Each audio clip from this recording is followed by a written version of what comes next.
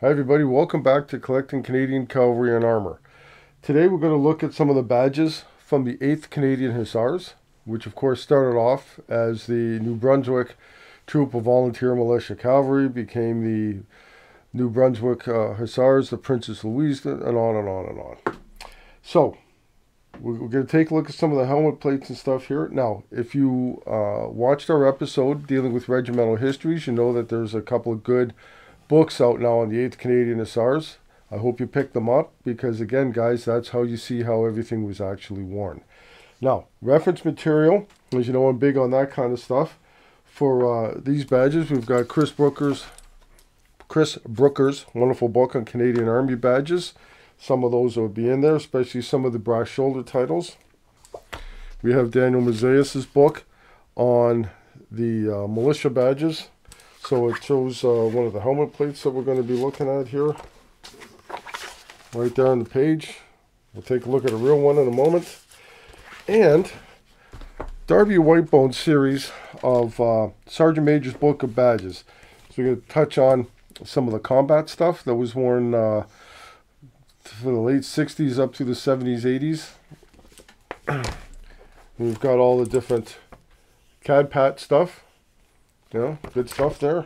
We've got his book on the brass shoulder titles and on the cloth shoulder titles. And don't forget, speaking of cloth, Bill Alexander's book on the Fabric of War. Fabulous book, guys. You got to pick up the books. So let's take a look at the badges.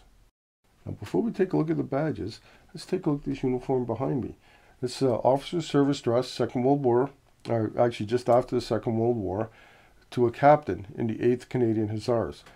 Now you'll notice that, I don't know if you can zoom in and see it well enough, but the buttons are the older period that has the Arabic 8 on it instead of the Roman numerals. And they've even got the older type of collar badges. So this just adds to the 8th Canadian Hussars collection. One of these days, I'll be able to expand my collecting room. And I'll be able to put most of this stuff out on display. Right now, it's kind of difficult. That'll be one of the things that'll be out. Along with this wonderful horse blanket we're going to look at. So here's a horse blanket that I mentioned. It's a beautiful one. It's a full horse blanket. You can see it's in the regimental colors, and it's got the 8th Hussars badge on both sides. Now, it doesn't smell like a horse, so perhaps it was just made as a presentation piece. But one thing I did notice is it's marked to B Squadron. So perhaps it actually wasn't a horse and somebody washed it. Whoever it was, I thank you for that. But it was another case of being at the right place at the right time when this is being offered. Usually you'll see these things for sale at shows for 150, 200 bucks, sometimes even more. But again, they're a horse blanket, but again, it's kind of neat. So if you're going to display the uniform, you can have this kind of in the background. So when you start to display your stuff, and again, guys, that's one of the challenges of collecting is how do you display all this stuff? Good thing you have a supportive wife. At least I do.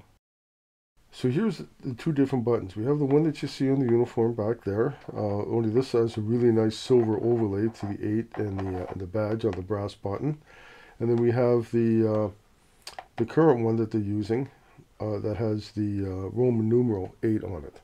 Now this is just part of my button collection that will turn into another episode later, but it's another nice, neat facet of collecting Cavalry and Armour stuff. The buttons are usually fairly cheap. You get them for under 25 bucks, but it's a thrill of the hunt because some of these buggers are really hard to find. Anyway, so here's the two buttons for the 8th Canadian Hussars. So here we have a helmet plate for the Princess Louise New Brunswick Regiment of Cavalry. So this is a forerunner, obviously, to the 8th Canadian Hussars. It's a beautiful brass badge with a silver overlay. This would have been, and a Guelphic crown. This would have been used on the white Foreign Service helmet that was very popular in the 1800s. Again, the cavalry regiments did use these. The Hussars would have used those as opposed to those nice brass dragoon helmets. Well, because the Hussars are not dragoons. Lovely badge though. On the back, you can see it's very nice striking in the back. And I haven't found any maker's marks on there, but it certainly doesn't take away from the authenticity. Again, wonderful badge. Now here we have the two Second World War versions of the cap badges that the fellows wore when they were in the tanks. So this one here is the officer's badge. You can see that it's slightly different in design than the other ranks one. This is the most popular version of the other ranks badge. There is one that came out that has like a buckle here with a belt hanging down from the round part there. Harder to find. So these are the two Second World War badges. Again, on the back, nice striking. You see the slider on here. You can see too that the lugs have been cut off and the guy put a slider on the back. That happens. Sometimes lugs break and the guy just has to fix it somehow, so this is probably easier for him to do. It certainly doesn't take away from the value of the badge as far as I'm concerned. And when you've got it in your badge display, it looks just fine. So here's here's an example of a couple of the more modern ones. You see this is all silver, and this one has a kind of a gold wash, a gold finish to it. This one on the back, it's marked J.R. Gaunt, Birmingham, England. They made a lot of badges even going back to the First World War. Made a lot of stuff. Now this badge here is interesting. You can see it's a two-piece construction. Very nice on the back, and you can see the rivets here where the front was put on. I believe, and it could be just because of the lights we're using here, that this part would have been gold color with the silver in the back. I'm not sure. Again, because of the lights we're using here for the filming, it's hard to say. But it's a beautiful badge. It's heavy as compared to this other one, and it's a lovely two-piece construction. You can see the rivets. Always nice to find different variations of the badges for your collection. Let's have a look at these brass shoulder titles. Now don't forget, after the Second World War, the 8th Hussars had a regular force regiment and a reserve regiment. Okay, so you'll notice that too when we get to the cloth shoulder titles. So here we have the brass, the 8th Princess Louise New Brunswick Hussars that was used from 1932 to 1957. Then the regular force guys, and there were 8th Canadian Hussars up until looks like 61. Then down here we have the regular force unit with the Roman numeral 8th Canadian Hussars. And now we have the reserve unit. 8th, they're still using the 8th Princess Louise New Brunswick Hussars. It's nice when the regiment can keep some of that history. And then since unification to the present day, the regiment's wearing these. Now the regiment, back in the 80s, I believe it was, became they call it a 90-10 unit, where they had some reserve, some regular force in the same unit, and then the regular force component went away, and they remained as a reserve unit. Good guys, you know, out there in Moncton, New Brunswick. Wonderful bunch of guys. And so this is just some of the variations that you can see in the brass shoulder titles. So here we have just a few of the many different variations of the 8th Canadian Hussars or the 8th New Brunswick Hussars cloth shoulder titles. For a really good look, like I said, take a look at Darby Whitebone's book, and you got to look at the Fabric of War, because some of these came out in a canvas version, and then we have these made out of the cloth versions. The kind of a wool Melton type of material. So this one here is the older of the ones that I have. You can see this is 8th New Brunswick Hussars, World War II stuff. Then they changed when they were wearing the battle dress in the 50s and 60s. 8th Canadian Hussars, Princess Louise's. And then we come up here to these two here. These we used for the DEU. So a little bit of a brain cramp there. For the distinctive environmental uniform, the regiment's got a chance to wear the shoulder titles, harken back to their roots, but it had to be in the gold and dark green to match the uniform. And see, here I've got two different sizes here. One would have been maybe on the work dress that we used to have, kind of look like a bus driver uniform. Anyway, again, that's one of those things from the 80s. And then up here, they came out with the garrison dress, and we looked at that at a quick example of that when we had the episode on the trade badges.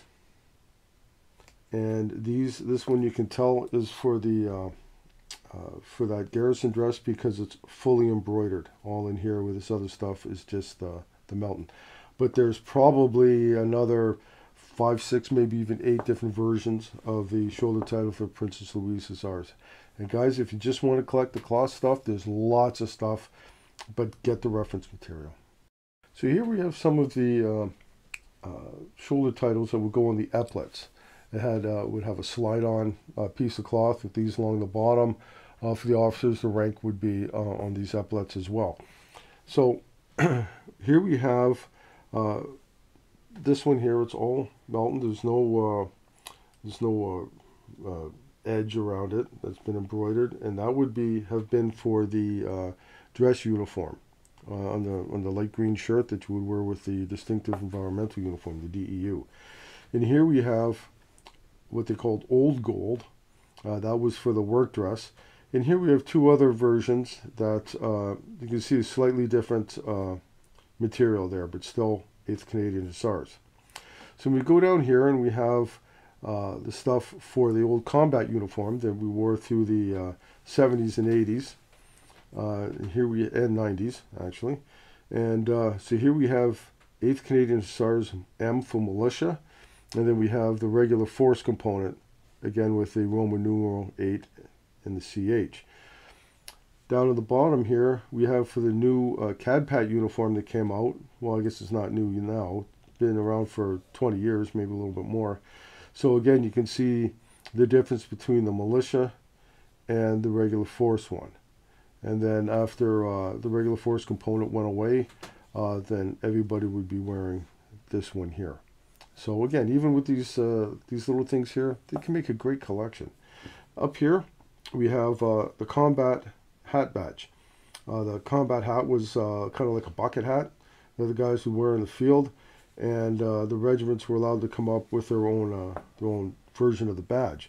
So as you can see, you know, very, very similar to the metal hat badge. Most of the regular force units had these. The reserve guys usually chose just to wear their black berets, and who could blame them? But anyway, so here's a little bit more cloth. And again, guys, it's such a wide facet. If you don't want to collect the whole regiment full of stuff, you can just make a nice collection out of all kinds of these little shoulder titles, and they're easy to keep in a book or display in a frame. So I hope you guys learned something about the 8th Canadian Hussars. Nice old regiment, still around as a reserve militia unit out in Moncton, New Brunswick. Great bunch of guys. I've worked with a few of them on courses and exercises and stuff. Wonderful group of guys. And like I said, it's not a complete collection yet, but that's the fun of collecting, right? You keep looking for that holy grail, looking for that special badge. So again, I hope you enjoyed it, and happy collecting.